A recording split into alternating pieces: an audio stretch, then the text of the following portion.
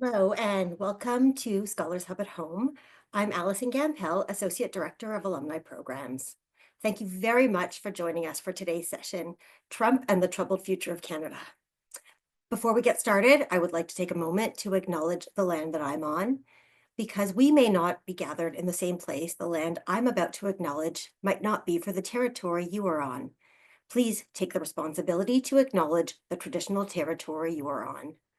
As a member of the York University community, I recognize that many Indigenous nations have long-standing relationships with the territories upon which York University campuses are located that precede the establishment of York University.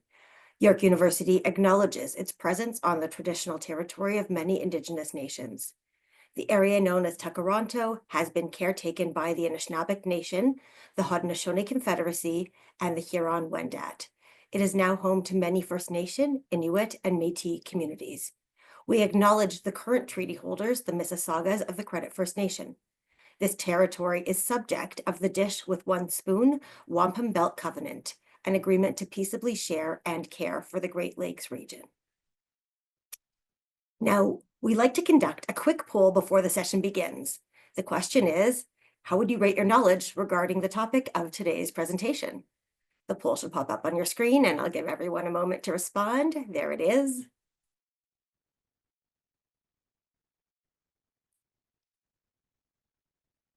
Thank you very much.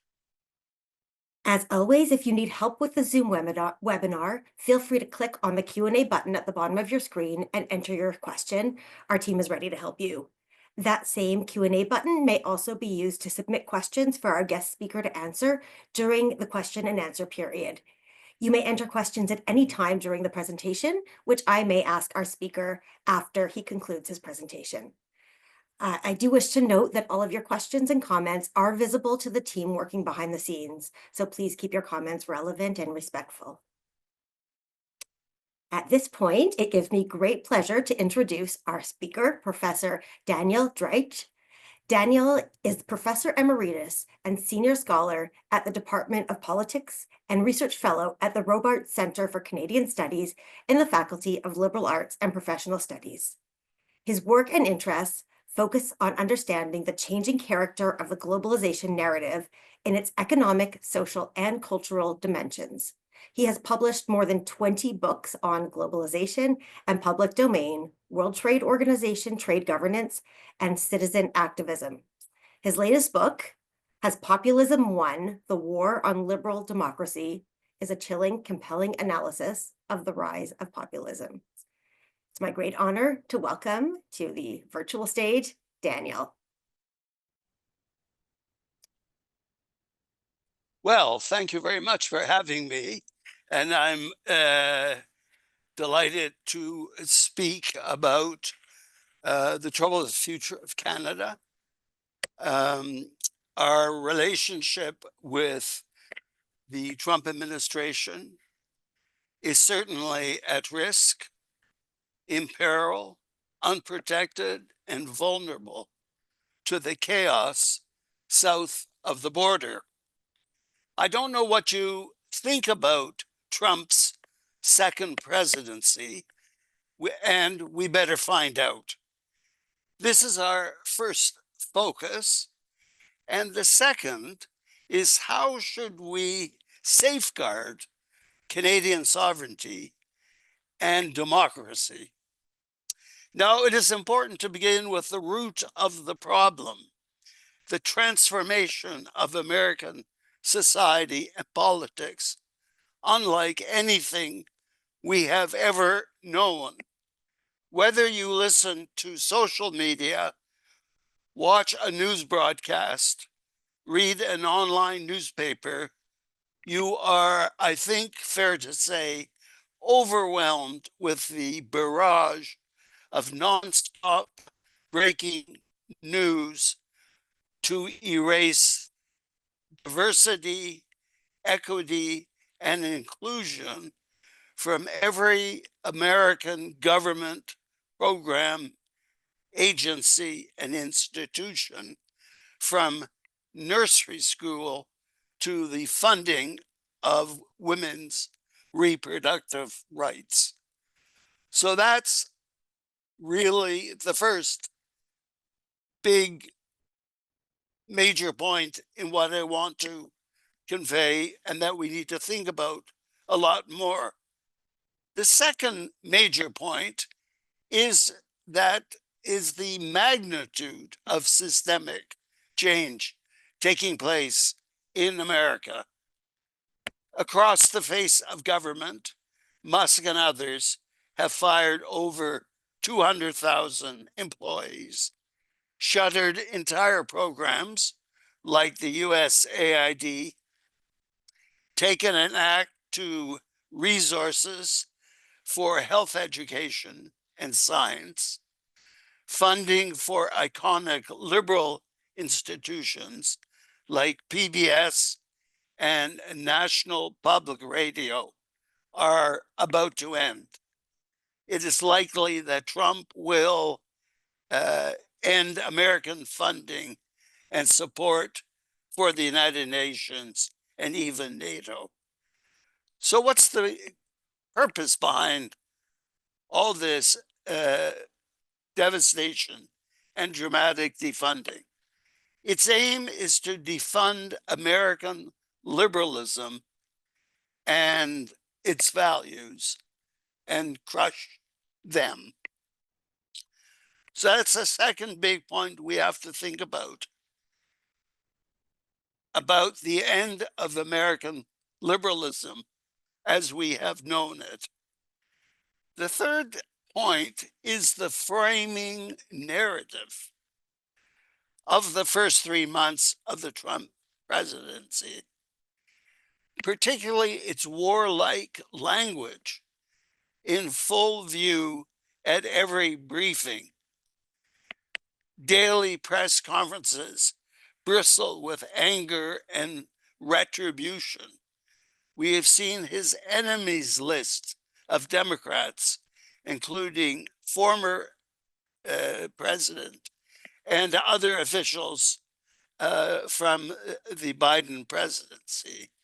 We see attacks on judges, defiance of judges' orders, persistent attacks on the rule of law, a systemic attack on academic freedom, forced deportations, including the forced removal of the Salvadorian immigrant who was mistakenly sent to the notorious mega prison in El Salvador under contract to the United States government to hold him indefinitely. And the Trump administration has refused to comply with the Superior Court's order to return him and others to the US. So the problem for us is that we have few guideposts to process the magnitude of the assault on liberal democracy and the persistent undertones of violence. After all, we are neighbors, best friends, allies since before the Second World War. America was the beacon on the hill for our elites, whose ambition was to be admitted to the inner circle of the power brokers in Washington and Wall Street, and steered Canada to be an integral part of the American economy. Two things that we need to know at this time.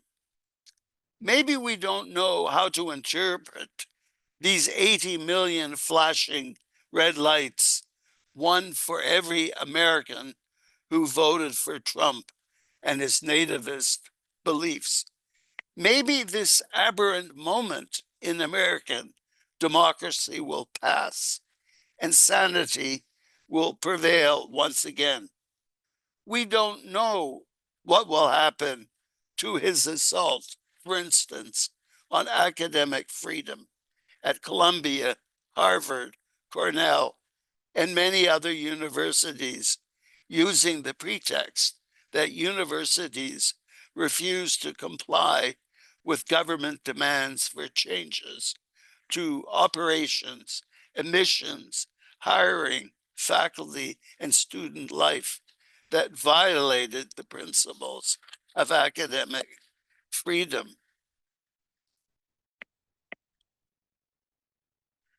So the two analytical points that are important to take away is that how has Trump accumulated so much power in such a short space of time? So the two interesting concepts to focus on are: first, he has seized the commanding heights of the economy, and secondly, taken control of the nerve centers of government, once thought to be impossible goals. Nothing happens, of course, in government or elsewhere without planning, a strategy, without agency. His second term is dramatically different from his first, with a cabinet of 19 billionaires and an 800-page strategy of action uh, directed by Russell Vought, its author, along with other members of his cabinet. Vought is at the apex of American administration and probably the most powerful man in Washington, along with Musk, Trump's co-president. Vought is the most influential bureaucrat, a kind of attack dog of his administration, overseeing the implementation and reorganization of the entire structure of government. So far, Canadians are fuming by Trump's repeated attack on Canadian sovereignty, according to the latest public opinion polls. Our first reflex, what we have seen, is bottom up, a kind of spontaneous citizen engagement. Many Canadians are boycotting going to the United States as tourists, particularly to their favorite destinations of Florida and New York. According to press reports, Canadian visitors to New York City are down by as much as 25%. Many more are boycotting American products and are buying Canadian goods and produce instead. Nothing is organized in this kind of spontaneous consumer boycott. It's just happening by word of mouth and social media. These are indispensable first steps because we are beginning of a long political cycle. There is a consumer movement of not buying American brands. It's a form of resistance which should not be underestimated. A consumer boycott, remember, is an incremental pressure point that can inflict significant pain on American commerce. Citizen engagement will play a major factor in the federal election on April the 28th.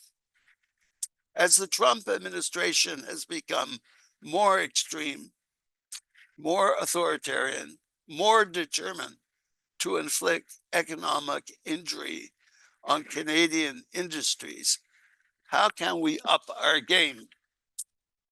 So to think about this, it's more in the macro side of politics and economics that we have to look at.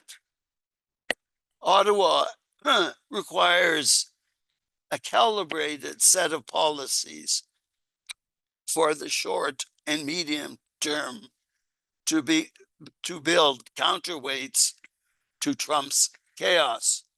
So our first goal, if we are in a process of rethinking, must be to develop the goal of strategic autonomy by changing the structural dynamics that have integrated us in an unbalanced way into the American economy.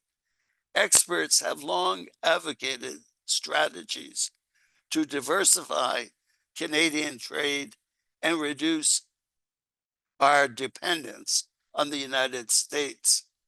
So, what does that entail? At least we have to be conscious of the fact that, first, there is an alternative. And secondly, strengthening the East West dynamics of the government requires a massive investment in infrastructure, transportation, including critical metals and minerals, artificial intelligence, as well as green and petroleum energy sectors. That's a big ask, a big step for us. Another part of autonomous strategy requires protecting and boosting the domestic auto sector's competitiveness. Canada has to upgrade worker skills and build a Canadian supply chain for actors from raw materials to finished vehicles. Canada needs a massive $2 billion fund to ensure that key employers remain competitive. Finally, I want to focus on the last building block. Canada needs to create a sovereign wealth fund to invest in industries of tomorrow, to provide venture capital for startups, targeting small business and regional hubs of enterprise. As part of its mandate, we have to address the diploma divide to ensure that young men and women have the skills and ability to have the educational attainment needed to work with the most dynamic new technologies in the advanced sectors of the economy and where the best paying jobs are. So, are we ready for the next chapter? Do we have the unity of social purpose to realize strategic autonomy as the priority of governments politically and economically? Thank you.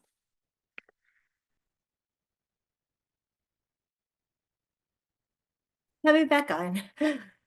Thank you very much, Daniel. That was a lot of information and very, very interesting. Thank you very much. A pleasure. Okay, so it's now time to take questions, and questions have already started coming in from our audience that I will ask on their behalf. And so to our audience, if you have questions, please do type them into the Q&A function and I'll ask those. So let's start with the first question that's come in, which is, how important in the Trump future goals might the Project 2025 concept be? What does it tell us? 2025 is an 800-page detailed strategy of action and execution for the Trump administration. So I highlighted in my remarks the attempt to erase diversity, equity, and inclusion from the entire government, programs, and institutions. So I think what we're seeing is executing the attack on liberal values across the face of government. Secondly, the mandate to take an axe to the federal civil service is very far advanced. Over 200,000 people have been fired or forced to retire.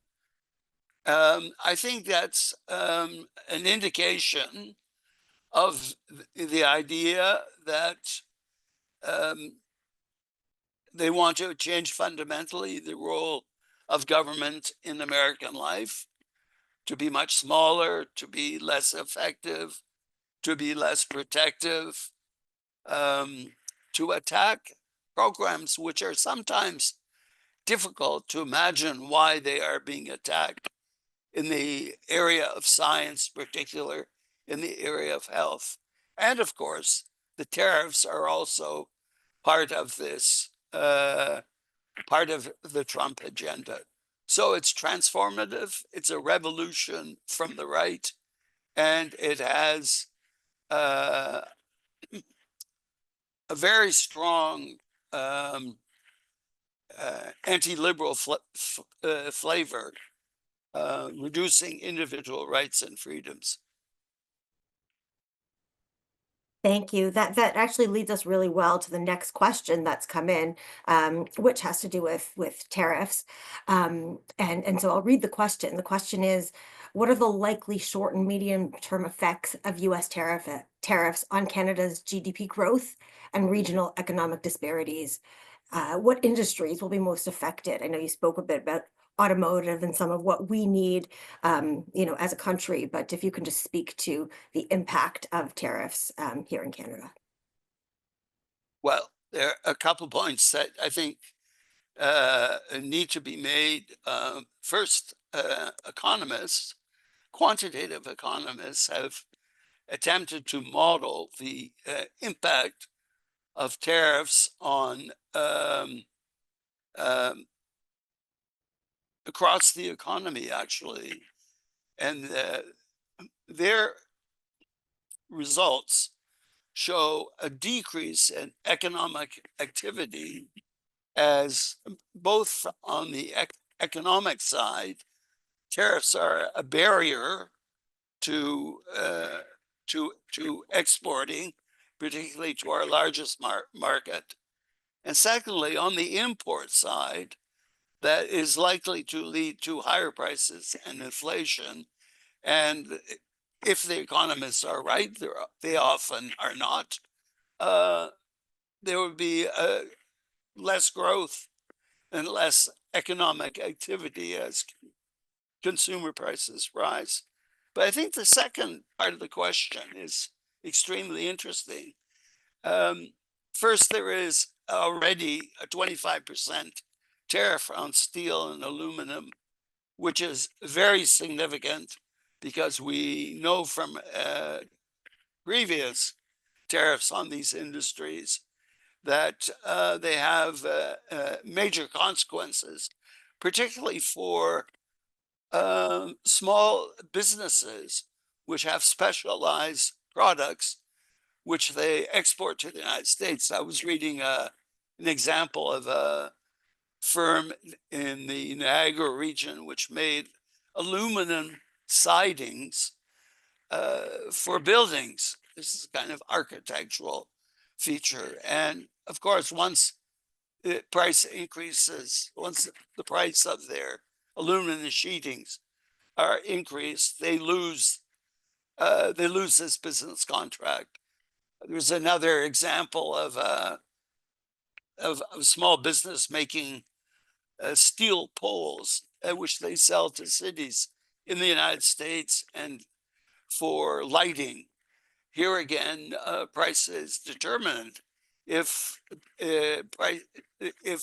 Canadian products are more expensive, um, American um, customers will look for the cheapest,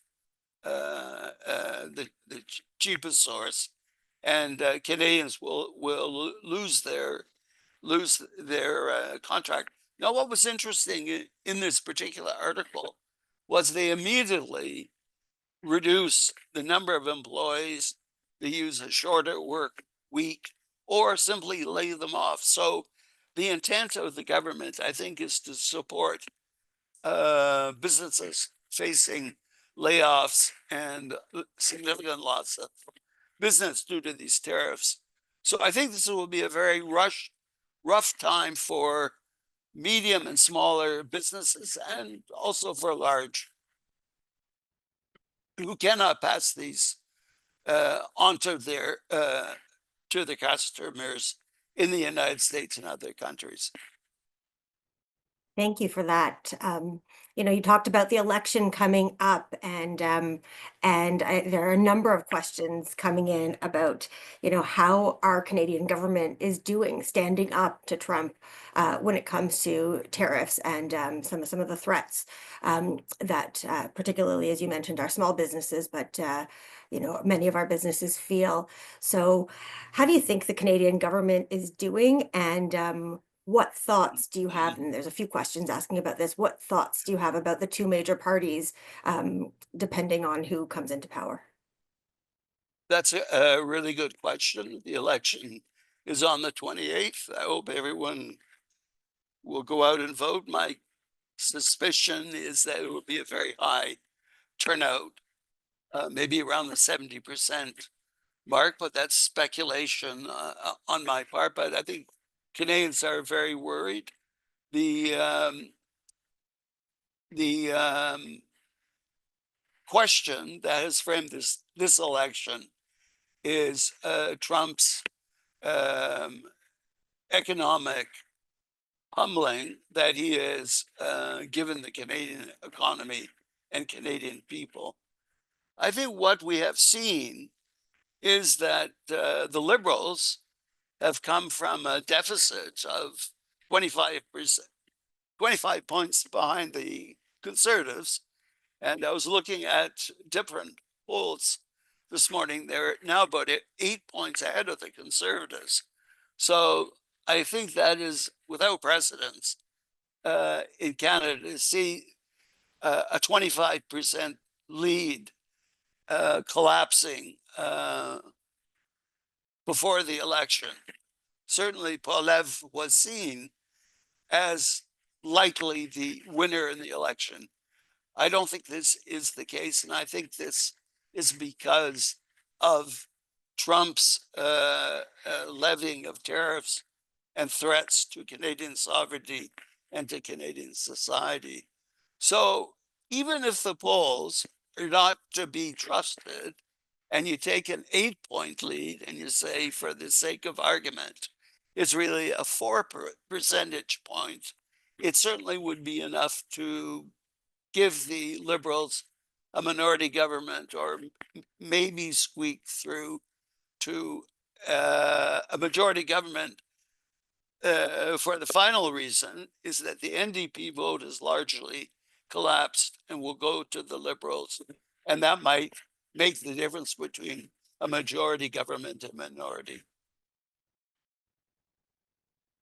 And so if we continue with our current government, or if an election wasn't happening, you know, how do you foresee Canada's response, or what would you recommend if you had, if you had the ability to, tell the government what they should do?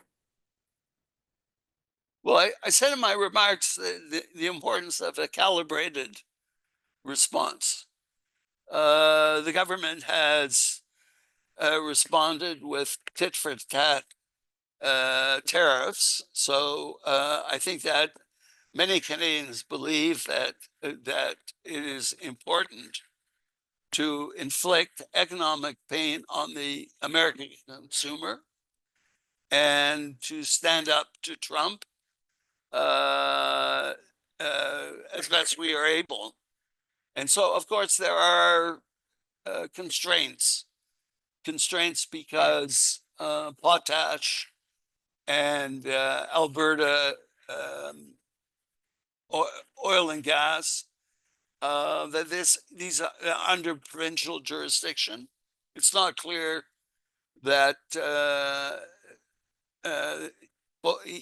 both of these premiers support a national response. So that is something that I think the next prime minister has to build Canadian social purpose and unity so that we can be effective in our response to Trump. But I think we'll see more tariffs, counter tariffs imposed by the Canadian government, because if the American consumer does not feel uh, economic pain and dislocation, I don't think the message gets through to Trump.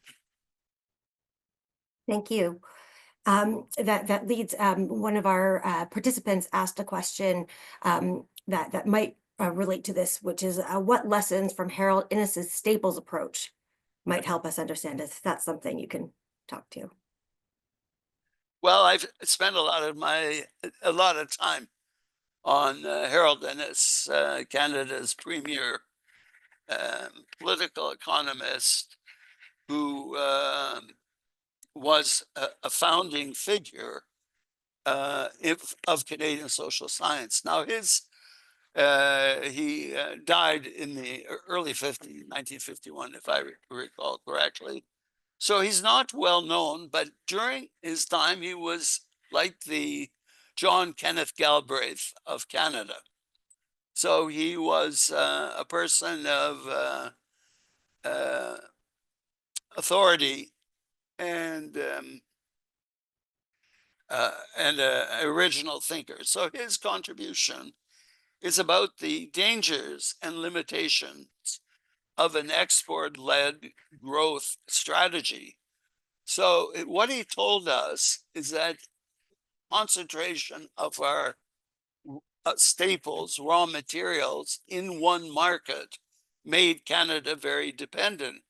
So the answer, Innis's answer in part was we had to diversify, we had to become more innovative, less reliant on this large market next door, and strengthen the East-West dimension of the economy, which has largely been neglected over the last 40 years because the dynamic of our economy has really been north-south rather than east-west. So Innis's message is, if you have an embarrassment of resources, it has a negative impact in the sense that there is no incentive within the play of market forces for Canada to be innovative and to process the resources rather than exporting them as we do in unprocessed form where for the United States. I think Innis's message, I think he has had very little influence in the last, since before NAFTA, after NAFTA. But I think this period of American protectionism is an opportunity for Canada to rethink its fundamental economic strategy and develop strategic economy as the framework of economic policy. Thank you. That leads us very well to our next question. There are a couple of questions that are about that, and you sort of spoke to that in referring to the Sovereign Wealth Fund. And so there's questions, how would this happen? Where would the wealth come from? So can you speak more to, if we were to do this, what it might look like?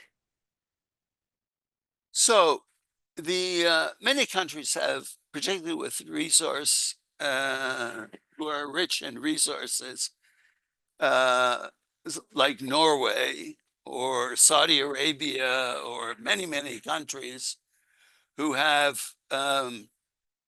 this kind of economy, they keep a share of the profits through taxes. And Norway, and it must have been in the 60s, early 60s, they did not have a sovereign wealth fund.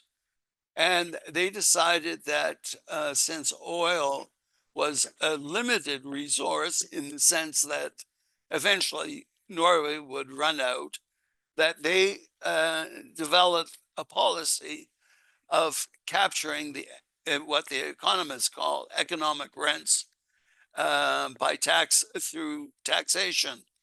So they started out with, which is interesting for us, they started out with a very small fund at this time. And now the fund is about over $1 trillion. So they use it for multiple purposes inside Norway, for education, health, infrastructure, etc. But they also use it to have an influence in the corporate boardrooms, promoting green policies, more transparency in corporate governance.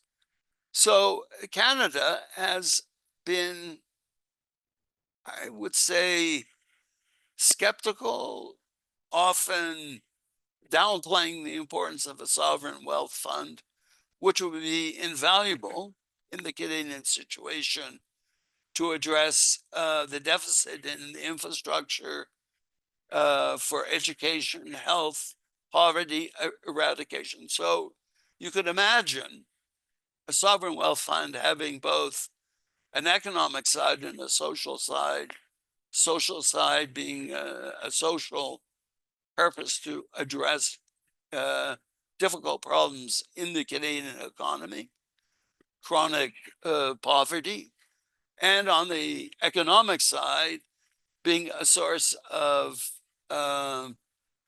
investment capital, which would be instrumental for funding Canadian business and other kinds of projects. Maybe it would also have, like Norway, an international component for addressing global problems, not simply ones unique to Canada or Norway. So in comparing to, to other countries and driving some ideas, has Canada had other existential crises? And have we learned any lessons about our values or identity? What from the past can help us understand our current situation and futures? I think that's a very interesting question, which I was thinking about what would be an existential crisis. I think if we think of existential crisis as turning points of great significance, challenges to the existing order of government and structure of power, I would think the 1988 free trade election was an existential crisis on the future of Canada and the Canadian economy and our relationship um, to the United States. So I think that was an example. I think the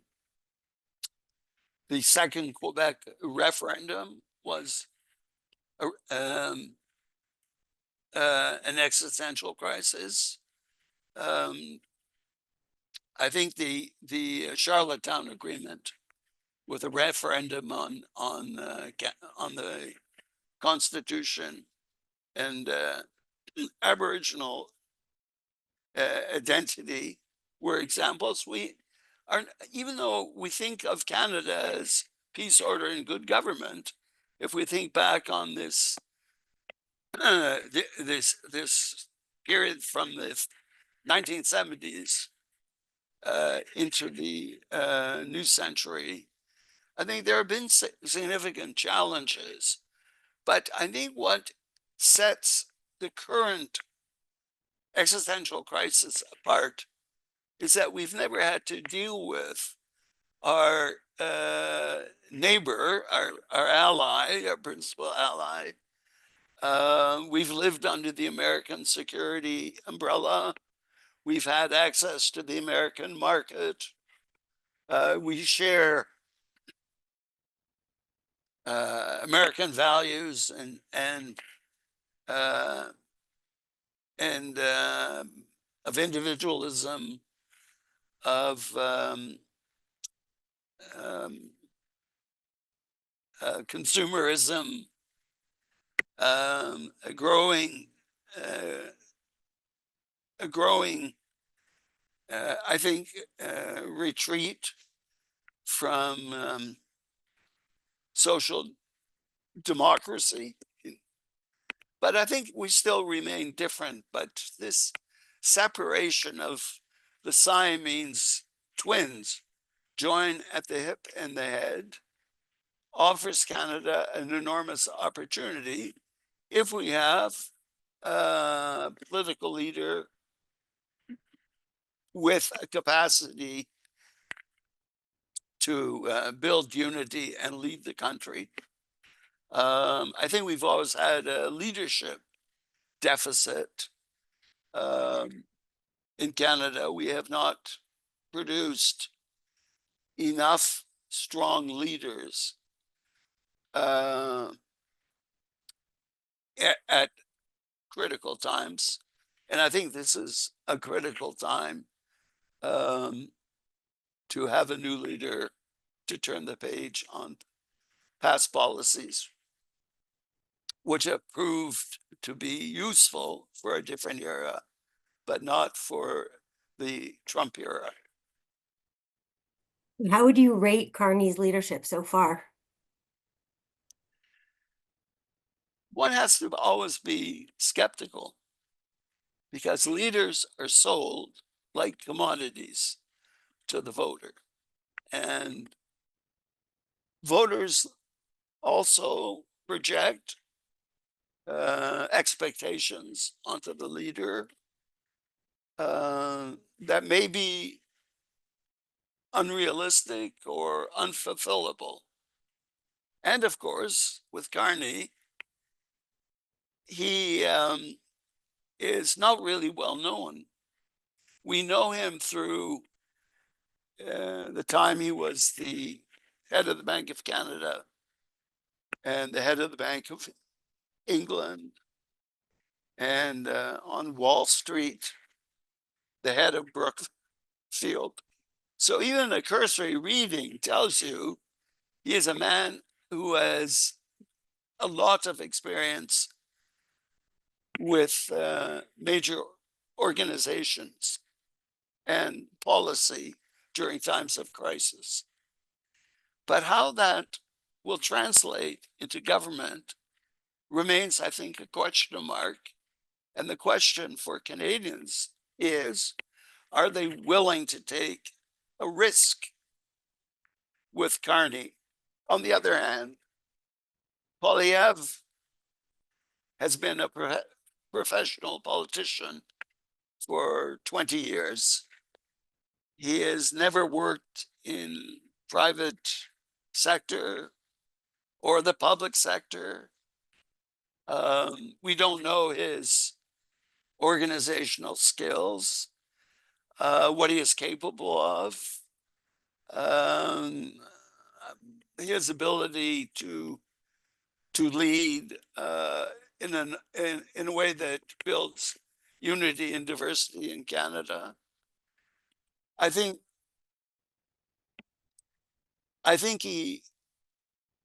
his inexperience, I think, is a problem for him, and has become, I think, a major attack point by Carney. And it's effective. Canadians want a leader that has experience in dealing with monster problems. On that score, I think he comes up short. On the other hand, his message, I just got some leaflets in the door the other day. His message rings with Canadians saying less taxes, less government, etc. So we don't know if he's too close to Trump, and too much of his messaging sounds a lot like Trump light. I don't think there is any such thing as Trump light, but it's a carefully crafted message. Make Canada great again, it says. But it doesn't really, he doesn't really focus on his plan for dealing with Trump, a very difficult and a very difficult leader who, who cannot be predicted, very volatile. So we'll see whether the polls are correct in their assessment. For the moment, it looks like Carnier's ahead, but you know, it's like the last minute or 2 minutes of hockey game when the team you think is going to win its opponent scores a goal on you with about 1 second left to play. So it could turn out to be that kind of election.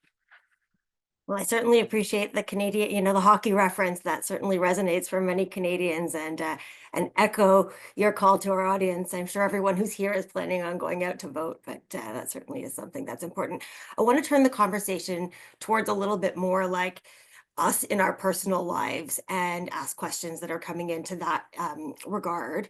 There's a question that's saying, what should we do with our households during this economic uncertainty? I believe the housing market has basically frozen. Is there anything we as individuals should be doing in this time? Well, of course, this is always a personal, highly personal. If you're planning to sell your house or to move to a condominium or to buy first time buyer, um, there could be, so they're all very different situations depending your on job security.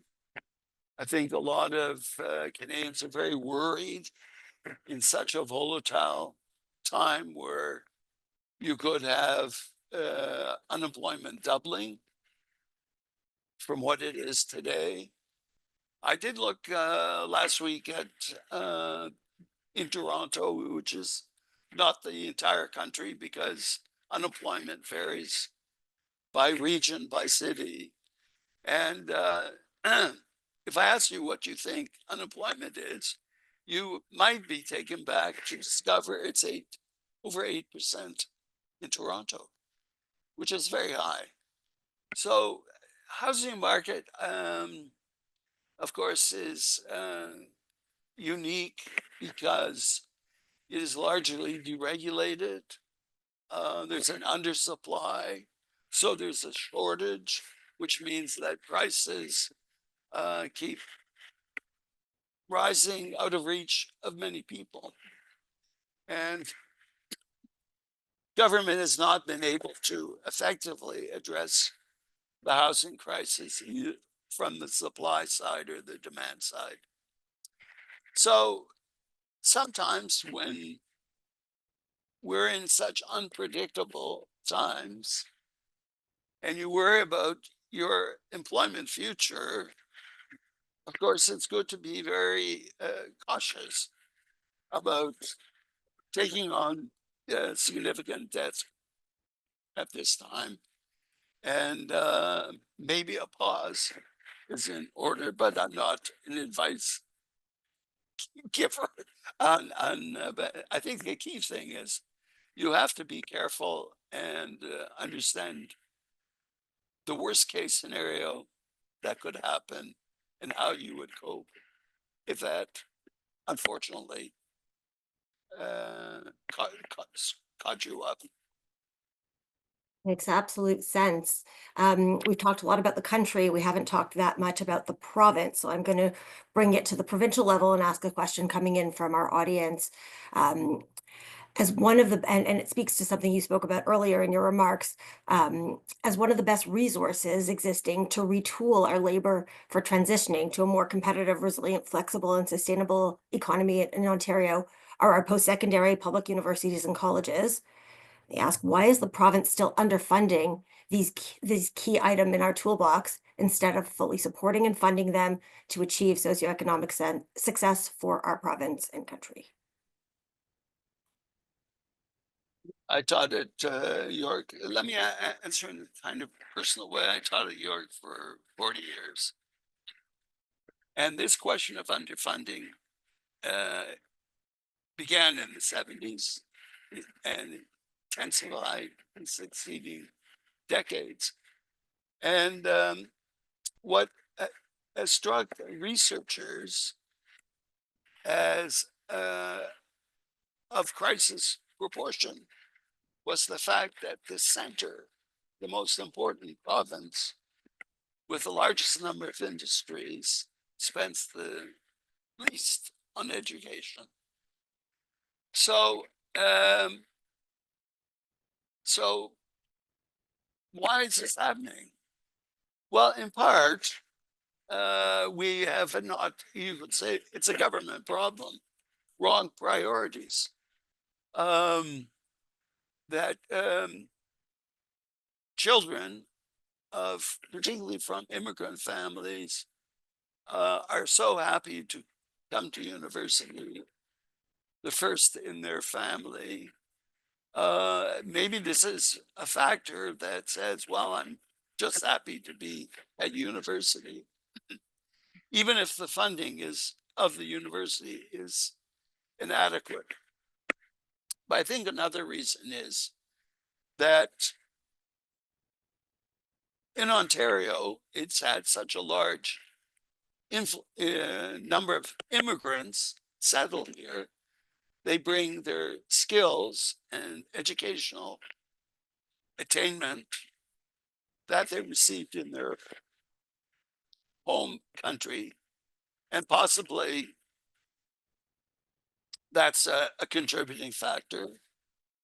On the other hand, we have a college system where you have people acquire skills from George Brown and other institutions. And often at people who graduate from university go to Georgia Brown to take skills in policy analysis, journalism, etc., because they realize that while they got an education in an arts faculty, it doesn't make them attractive in the workplace. So it's a somewhat of an enigma. Over 40 years, Ontario, the hub of manufacturing, spends the least on education. And it also, there has to be a better explanation why the province devalues investment in education support for adequate support for students, etc.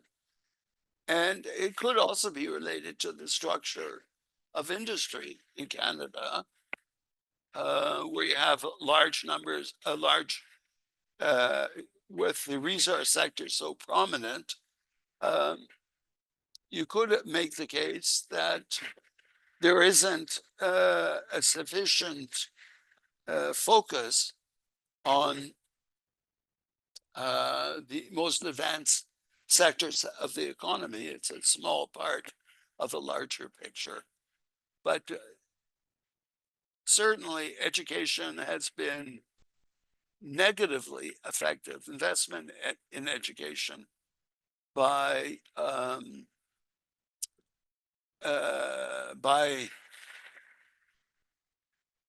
cutbacks and budgetary restraint, which has impacted many universities negatively. Absolutely. Oh, the questions keep coming in, and we are nearing the end of our time, so I'm going to probably limit it to one or two. Um, and so I want to ask a question that just came in as we're sort of speaking about the provinces. The question is, how does the next prime minister deal with Alberta and the view from Alberta that the oil in Alberta belongs to Alberta? How do we reconcile that? Well, no one has an easy answer to this question. This is about provincial rights and the Alberta grievance and the political culture there. I don't think there is an easy answer, but uh, um, Daniel Smith is very strong provincial rights. She spends a lot of time in the United States with Trump. She so far it doesn't seem this relationship hasn't paid big dividends, but they have had the tariff on energy is lower than for manufactured products such as in the auto industry, 25% tariff versus I think it's 15%, but I might be wrong. For energy exports. So often provincial premiers oppose national policy such as daycare. And it's an interesting example. People maybe have forgotten that Trudeau succeeded in having all the provinces sign on for daycare. Now, I'm not saying uh, the Alberta energy sector is necessarily in the same uh, basket as daycare, but I think provincial premiers have to form a national consensus, and we'll see if that's possible. Maybe Carney is the man, maybe Poiliev, who comes from the West, it's the person. I think we'll find out in the coming months.